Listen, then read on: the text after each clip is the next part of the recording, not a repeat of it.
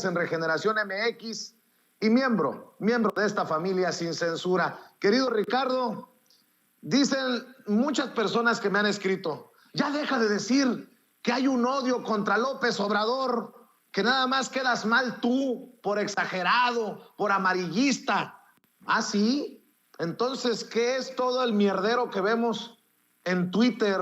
Mi querido Ricardo, te saludo con mucho gusto. Me imagino que también has revisado con qué tono y cómo cubren los medios de comunicación electrónicos, digitales, impresos, este segundo contagio del presidente Andrés Manuel López Obrador. Así es, querido Vicente, público memorioso, buenos días. Sí, bueno, decía el filósofo francés Michel de Montaigne que nadie está libre de decir estupideces. Lo malo es decirlas con énfasis, y eso es lo que hacen los personajes de los medios de comunicación corporativos. Y sí, es una embestida, es un ataque en contra de las políticas del gobierno de la Cuarta Transformación. Sin embargo, carecen de sustento metodológico, son opinócratas, vamos a llamarle así a estos personajes. No es algo que nos estemos inventando aquí en Sin Censura, no. Hay que revisar, por ejemplo, los periódicos, el Universal, el Reforma, qué periódicos, pasquines, y nos vamos a dar cuenta de estas críticas que son críticas ya completamente traperas. No hay ningún argumento que diga, a ver, estos son los programas de López Obrador, concretamente los programas sociales, esta es la reforma eléctrica que se plantea, esta es la crítica y esto es lo que nosotros proponemos. No, no se trata de eso, se trata de decir sandeces, se trata de apelar a la ignorancia, a lo que decía Martin Luther King, que pues bueno, no hay nada más peligroso que la ignorancia sincera y la estupidez concienzuda, y eso es lo que hacen. ¿Por qué? Porque como tú bien dijiste, en estos tweets no hay ningún buen mensaje, nada propositivo, nada positivo para la salud del presidente de México. Y no es que se trate de inhibir la crítica, es que hay que realizarla con muchísima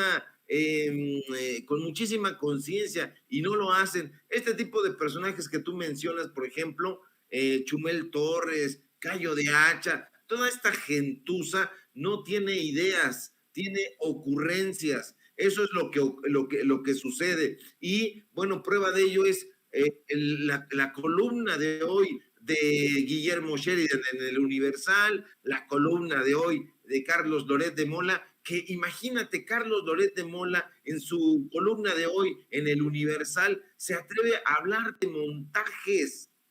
El Lord Montajes se atreve a hablar de montajes. Esto sí es el mundo bizarro, es el mundo de cabeza. No hay, insisto, argumentos en esta embestida, en este ataque. A mí me parece que hoy el secretario de Gobernación, Adán Augusto, lo hace bien, hace un trabajo solvente, un trabajo que, pues bueno, nos da cuenta de que la Cuarta Transformación, como dijo el propio López Obrador, la hacemos todos y todas. De eso se trata, de un trabajo conjunto, no de toda esta ola de críticas que se realizan en torno, ya no digamos a los programas, insisto, del gobierno federal, sino a la persona de López Obrador. Esto es... Querido Ricardo, sí.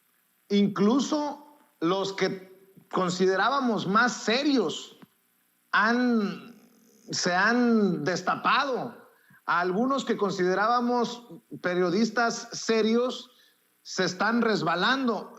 Perdón que te interrumpa, pero el caso de Dolia Esteves es lamentable. La periodista corresponsal mexicana en Washington escribe, retomando la publicación del Reforma, del creo que es gripe al estoy contagiado. ¿A cuántos habrá contagiado? Irresponsabilidad imperdonable en cualquiera, pero más en un presidente, sí.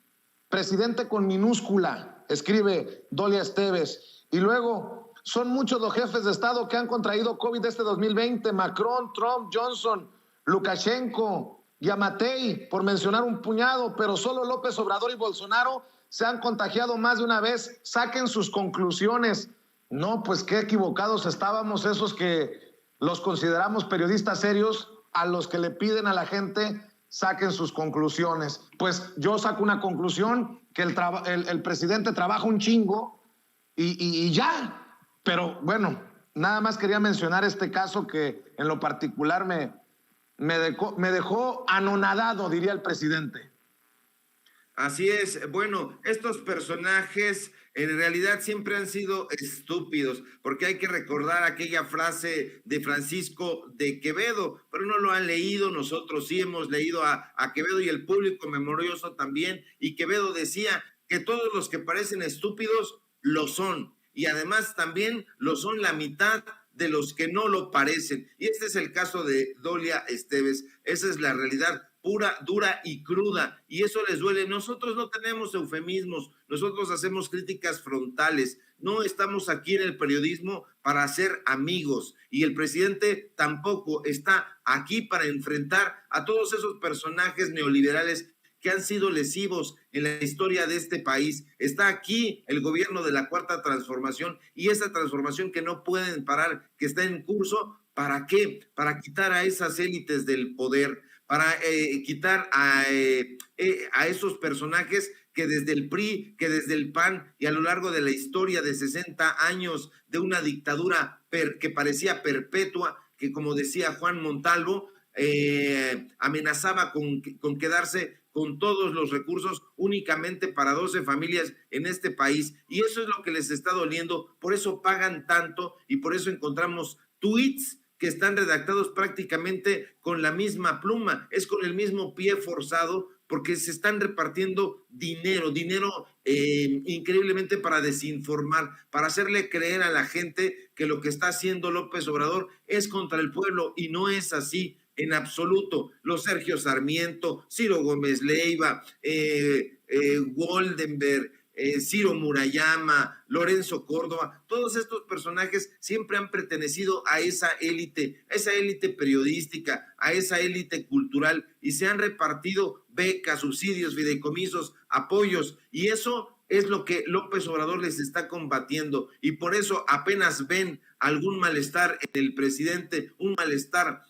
físico, un malestar médico, que como tú dices, es el resultado del trabajo que realiza de lunes a viernes y fines de semana, porque uno de los estúpidos periodistas que están acosando al presidente con preguntas sosas, le preguntó, y no hay forma de que en algún momento pueda parar. No, la transformación no se puede parar. ¿Cuántas personas han sido perjudicadas precisamente por este modelo neoliberal que imperó aquí desde hace cuánto? Pues bueno, mencionemos tan solo al jefe de la mafia del poder, como le dice López Obrador a Carlos Salinas de Gortari, y desde entonces se ha desvalijado a la nación en contra del pueblo mexicano.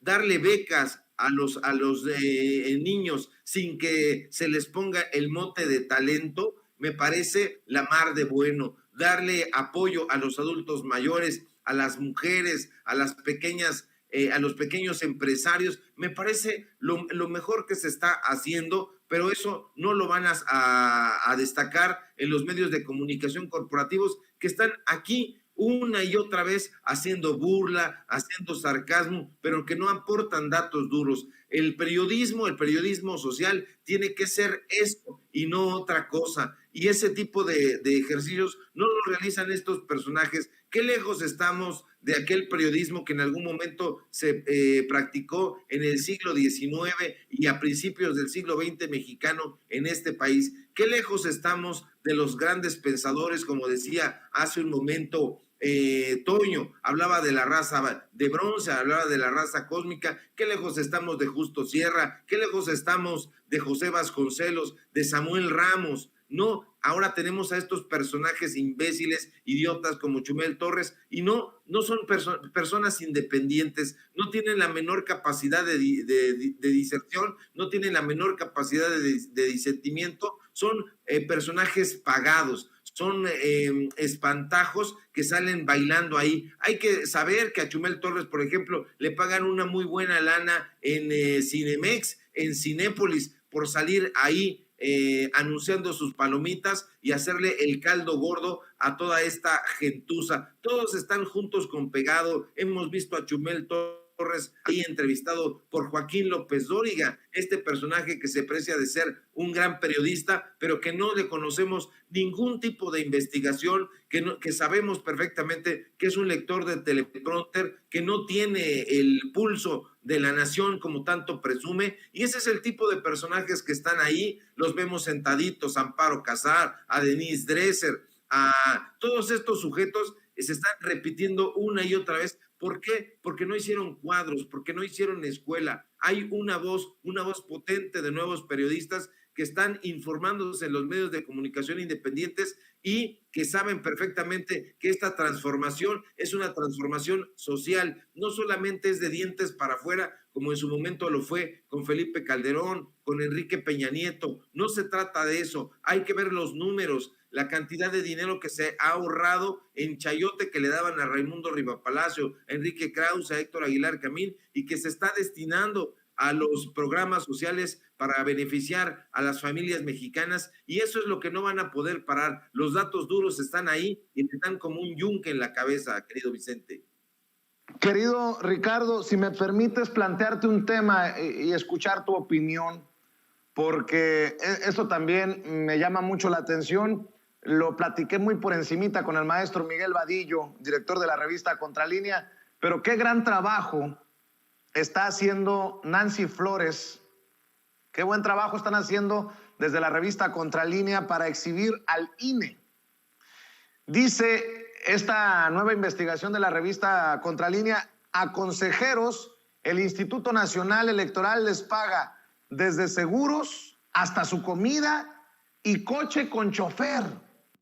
La coordinadora de información y edición web de la revista Contralínea, Nancy Flores, dice que ahora que el consejero presidente del INE, Lorenzo Córdoba, verá cómo sacarle jugo a las piedras para cumplir con la Constitución, bien podría revisar los privilegios de los que gozan él y los otros 10 consejeros, quienes, escudados en un malentendido concepto de prestaciones, en realidad lo que hacen es engordar sus bolsillos a costa del erario de la nación.